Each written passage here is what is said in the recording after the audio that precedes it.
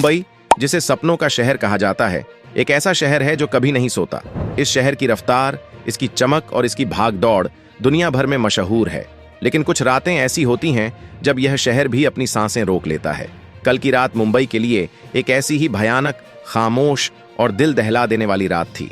आसमान में काले बादल छाए हुए थे, हवाओं में एक अजीब सी उदासी घुली हुई थी और समंदर की लहरें भी मानो किसी अनहोनी के डर से शांत हो गई थीं। यह सन्नाटा किसी आम बात के लिए नहीं था।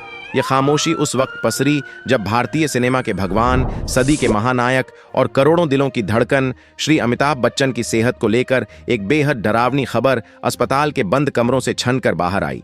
जुहू स्थित उनके बंगले जलसा से लेकर उस प्रतिष्ठित अस्पताल के वीआईपी वार्ड तक हर तरफ एक ऐसा दमघोंटू और सर्द माहौल था जिसने वहां मौजूद हर इंसान को अंदर तक झकझोर कर रख दिया था।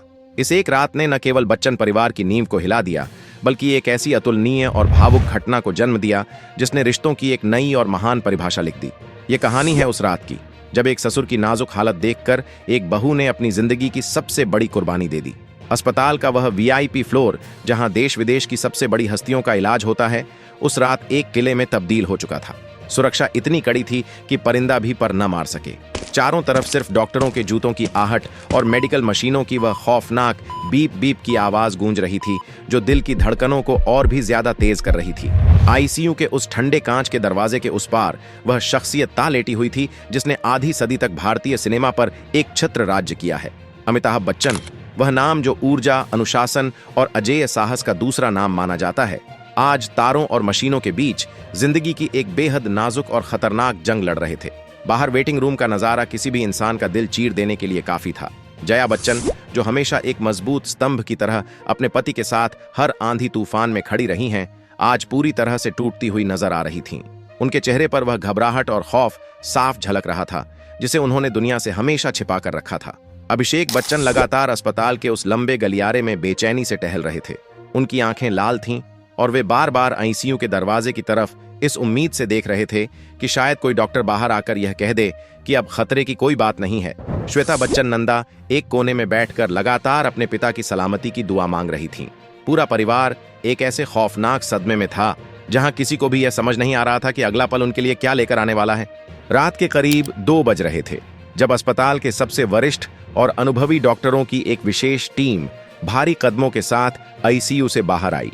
उनके चेहरों की लकीरें और उनकी झुकी हुई आंखें उस बुरी खबर का साफ संकेत दे रही थीं जिसे कोई भी सुनना नहीं चाहता था।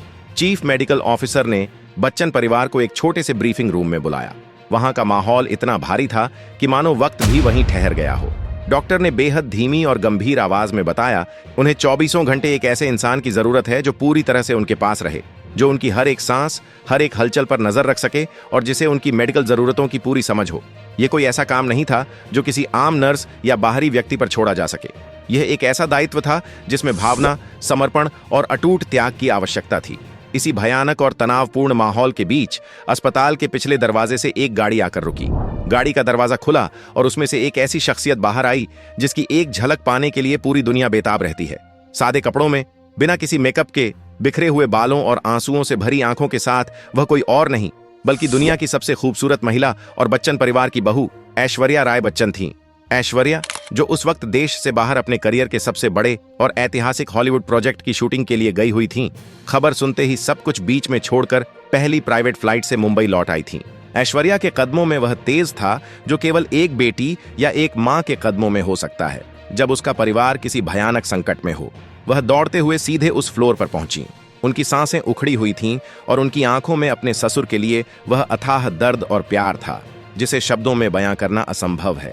अमिताभ बच्चन ने हमेशा ऐश्वर्या को अपनी बहू नहीं बल्कि अपनी सगी बेटी से भी बढ़कर माना है और आज जब उस पिता समान ससुर की जिंदगी दांव पर लगी थी तो ऐश्वर्या के लिए दुनिया की कोई भी शोहरत, कोई भी पैसा और कोई भी कामयाबी मायने नहीं रखती थी।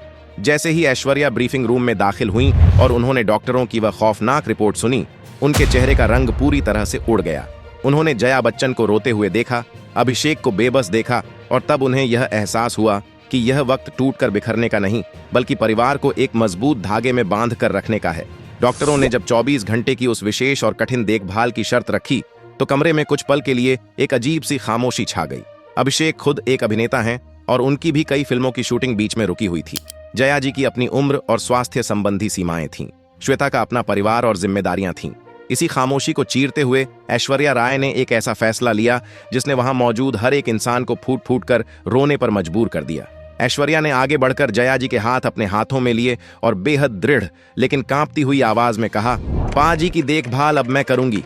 24 घंटे दिन हो या रात मैं उनके पास रहूंगी।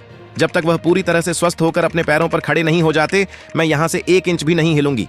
ऐश्वर्या का यह फैसला सुनकर वहां मौजूद हर व्यक्ति सन्न रह गया। यह कोई आम फैसला नहीं था। ऐश्वर्या राय इस वक्त अपने करियर के उस अहम मुकाम पर थीं जहां वह हॉलीवुड के सबसे बड़े और महंगे प्रोजेक्ट का हिस्सा बनने जा रही थीं। यह एक ऐसा कॉन्ट्रैक्ट था जिसके लिए दुनिया की बड़ी बड़ी अभिनेत्रियां अपनी जान देने को तैयार रहती हैं। इस प्रोजेक्ट के पीछे कई 100 करोड़ रुपए का दांव लगा हुआ था और हॉलीवुड के सबसे मशहूर निर्देशक उनके साथ काम कर रहे थे। इस कॉन्ट्रैक्ट की सबसे बड़ी और सख्त शर्त यह थी कि ऐश्वर्या को अगले 6 महीने तक बिना किसी ब्रेक के विदेश में ही रहना था और अपना पूरा समय इस फिल्म को देना था। अगर ऐश्वर्या यह कॉन्ट्रैक्ट तोड़ती तो उन्हें न केवल अरबों रुपये का भारी जुर्माना भरना पड़ता, बल्कि अंतर्राष्ट्रीय सिनेमा में उनके करियर पर हमेशा के लिए एक बहुत बड़ा सवालिया निशान भी लग सकता था। उनके इंटरनेशनल एजेंट्स और पीआर टीम ने उन्हें लगातार फोन करके यह चेतावनी दी थी कि अगर उन्होंने यह प्रोजेक्ट छोड़ा तो उनका करियर पूरी तरह से बर्बाद हो जाएगा। दुनिया भर की मीडिया उन्हें अनप्रोफेशनल कह सकती है और शायद उन्हें दोबारा इतना बड़ा मौका जिंदगी में कभी न मिले। लेकिन उस रात अस्पताल के उस सर्द और खौफनाक गलियारे में ऐश्वर्या राय के लिए एक तरफ हॉलीवुड की वो अरबों डॉलर की चमचमाती दुनिया थी और दूसरी तरफ आईसीयू के बिस्तर पर मौत से लड़ता वह इंसान था जिसने हमेशा उन्हें एक पिता का साया दिया था। ऐश्वर्या ने एक पल की भी देरी नहीं की। उन्होंने उसी वक्त अपने इंटरनेशनल मैनेजर को फोन मिलाया। फोन स्पीकर पर था और वहां मौजूद हर व्यक्ति उस ऐतिहासिक और दिल चीर देने वाली बातचीत को सुन रहा था। ऐश्वर्या ने अपने मैनेजर को फोन किया और सख्त लहजे में कहा, मेरा कॉन्ट्रैक्ट तुरंत रद्द कर दो। दूसरी तरफ से मैनेजर चीखता रहा कि इससे अरबों का नुकसान होगा और तुम्हारा करियर खत्म हो जाएगा। लेकिन ऐश्वर्या ने दृढ़ता से जवाब दिया, मेरे लिए मेरे परिवार और पाजी की जिंदगी किसी भी शोहरत या पैसे से अरबों गुना ज्यादा कीमती है। जुर्माना मैं अपनी जेब से भर दूंगी, लेकिन अब मेरा पूरा वक्त सिर्फ मेरे पाजी का है। यह कहकर उन्होंने फोन काट दिया और उस बड़े अंतर्राष्ट्रीय प्रोजेक्ट को हमेशा के लिए ठुकरा दिया। ऐश्वर्या के इस फैसले और उनकी इस असीम कुर्बानी ने वहां मौजूद हर इंसान की आंखों में आंसुओं का सैलाब ला दिया। अभिषेक बच्चन, जो इतने सालों से अपनी पत्नी के प्यार और उनके त्याग को जानते थे, आज एक बच्चे की तरह फूट फूट कर रो पड़े। उन्होंने आगे बढ़कर ऐश्वर्या को अपने गले से लगा लिया। उनके पास अपनी पत्नी को धन्यवाद कहने के लिए कोई शब्द नहीं बचे थे। वह बस रोते जा रहे थे।